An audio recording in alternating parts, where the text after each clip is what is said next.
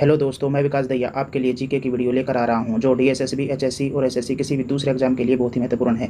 आपको हमारी वीडियो पसंद आती है तो वीडियो को लाइक करें और चैनल को सब्सक्राइब कर लें ताकि भविष्य में आपको इस प्रकार की वीडियो मिलती रहे। तो चलिए शुरू करते हैं। प्रश्न नंबर फर्स्ट, ट्राइन का प्रथम युद्ध 1191 ईस्वी किसके मध्य लड़ा गया? ऑप्शन ए मोहम्मद गौरी और भीम, ऑप्शन बी मोहम्मद गौरी और पृथ्वीराज तृतीय, ऑप्शन सी मोहम्मद गौरी और जयसिंह, ऑप्शन डी मोहम्मद गौरी और अजयपाल। तो इसका सही answer option B Muhammad Ghori और पृथ्वीराज तृतीय।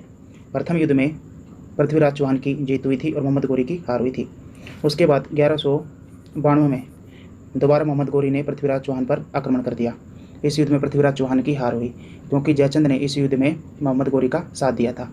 पृथ्वीराज चौहान ने जयचंद की बेटी से विवाह कर लिया था।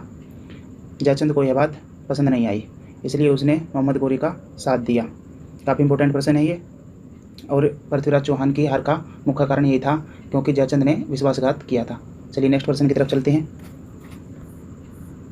प्रश्न नंबर 2, किसके शासनकाल में प्रथम चीनी यात्री भारत में आया था? A Samudragupta, option B Chandragupta प्रथम, option C Harshvardhan, option D Chandragupta द्वितीय। तो इसका सही आंसर ऑप्शन डी चंद्रगुप्त द्वितीय। और जो यात्री आया था उसका नाम था फाहियान। और ये जो यात्री भारत में 399 में आया था। प्रश्न नंबर नेक्स्ट है, कुचिपुड़ी नृत्य कहाँ आरंभ हुआ था? Option A Rajasthan, option B Andhra Pradesh में, ऑप्शन सी कर्नाटक में, ऑप्शन डी पंजाब में। तो इसका सही आंसर है आंध्र प्रदेश में। कुचिपुड़ी नृत्य का नाम आंध्र प्रदेश के एक गांव के नाम पर पड़ा। कुचिपुड़ी नृत्य पुरुषों के द्वारा किया जाने वाला नृत्य है, पुरुषों के द्वारा किया जाता है।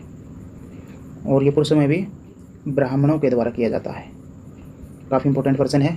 चलिए नेक्स्ट प्रश्न की तरफ चलते हैं। नेक्स्ट प्रश्न है प्रश्न नंबर 4, ताजमहल की डिज़ाइन तैयार करने वाला वास्तुकार कौन था? ए Ismail, option B Ustad Ahmad Lahori, option C Muhammad Hussain, option D Shah Abbas. तो इसका सही आंसर है उस्ताद अहमद लाहौरी। काफ़ी इंपॉर्टेंट प्रश्न है ये। ताजमहल का जो निर्माण का जो आरंभ हुआ था वो 1632 में हुआ था, लेकिन 1631 में इसकी घोषणा कर दी गई थी और 1653 में जाकर इसका निर्माण कार्य पूरा हो गया था। 22 वर्ष लगे थे इसके निर्माण कार्य में और इसमें 20,000 मजदूरों ने कार्य किया था।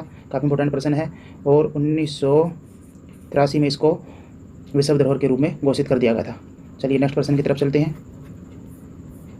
प्रश्न नंबर 5, कुतुब मीनार के पास स्थित लौह स्तंभ किस राजा ने बनवाया था? ऑप्शन ए चंद्रगुप्त द्वितीय, option B Samudragupta, option C Skandagupta, option D Ramagupta. तो इसका सही आंसर है ऑप्शन ए चंद्रगुप्त द्वितीय। जो ये लौह स्तंभ है इसकी ऊंचाई 7.2 मीटर है। यह महरौली के पास स्थित है। इसके लोहे में आज तक भी जंग नहीं लगा है। काफ़ी इंपॉर्टेंट प्रश्न है ये। चलिए नेक्स्ट प्रश्न की तरफ चलते हैं। प्रश्न नंबर 6, टीपू सुल्तान कहाँ का शासक था? Option A Hyderabad, option B Ahmednagar, option C Mysore, option D Bijapur. तो इसका सही आंसर है मैसूर। टीपू सुल्तान का जो पिता हैदर अली थे 1761 ईस्वी में वो मैसूर के शासक बने थे और 1750 में टीपू सुल्तान का जन्म हुआ था और 1782 में टीपू सुल्तान गद्दी पर बैठा था और शेर मैसूर के खिताब से इनके पिता ने हैदर अली जिसका नाम था ने टीपू सुल्तान को नवाजा था। और 1799 में 48 वर्ष की आयु में इनकी मृत्यु हो गई थी। इन्होंने अपने जीवन में 3 युद्ध लड़े थे और तीसरे युद्ध में इनकी मृत्यु हो गई थी और इन्होंने जो युद्ध लड़े थे वो अंग्रेजों के खिलाफ लड़े थे।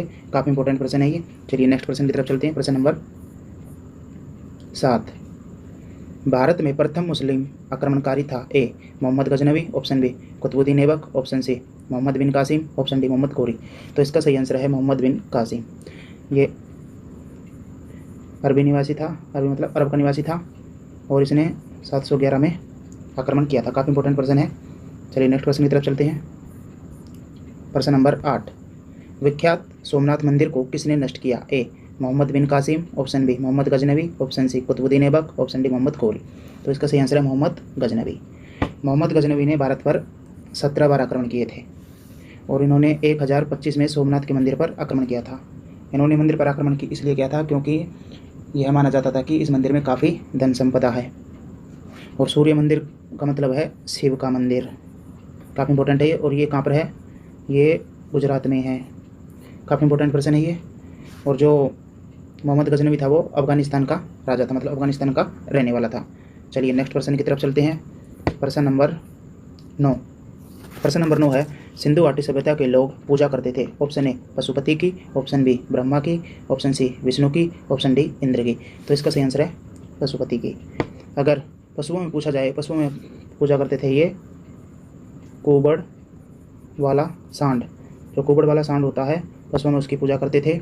और सिंधु घाटी सभ्यता की खोज 1921 में दयाराम साहनी ने की थी। दयाराम साहनी, काफ़ी इंपॉर्टेंट है ये। और ये जो सिंधु घाटी सभ्यता थी वो एक नगरीय सभ्यता थी और यहाँ के जो लोग कृषि कार्य में लगे हुए थे और ये जो बाजरा और गेहूँ की खेती करते थे। काफ़ी इंपॉर्टेंट प्रश्न है ये। चलिए नेक्स्ट प्रश्न की तरफ चलते हैं। प्रश्न नंबर 10, मुगल वंश की स्थापना भारत में कब हुई? ए 1455, बी 1688, सी 1526, ऑप्शन डी 1822। तो इसका सही आंसर है 1526। 1526 में बाबर ने भारत पर आक्रमण किया था। और जो 1526 की जो लड़ाई हुई थी उसको पानीपत की प्रथम लड़ाई कहते हैं। पानीपत की प्रथम लड़ाई, पहली लड़ाई। और जो लड़ाई हुई थी ये इब्राहिम लोदी और बाबर के बीच हुई थी। इसमें बाबर की जीत हुई थी और बाबर की जीत होने के साथ ही भारत में मुगल वंश की स्थापना हो गई थी। और बाबर का जो शासन रहा था वो 1526 से लेकर 1530 तक रहा था। और बाबर ने अपनी आत्मकथा भी लिखी थी जिसका नाम था बाबर नामे। काफ़ी इंपॉर्टेंट पर्सन है ये। और जो इनकी मृत्यु हुई थी वो आगरा में हुई थी। आगरा में 1530 में। और ये उत्तर प्रदेश का निवासी था। काफ़ी इंपॉर्टेंट पर्सन है ये। आपको हमारी वीडियो कैसी लगी? चैनल को लाइक करें, सब्सक्राइब करें, अपने दोस्तों को शेयर करें।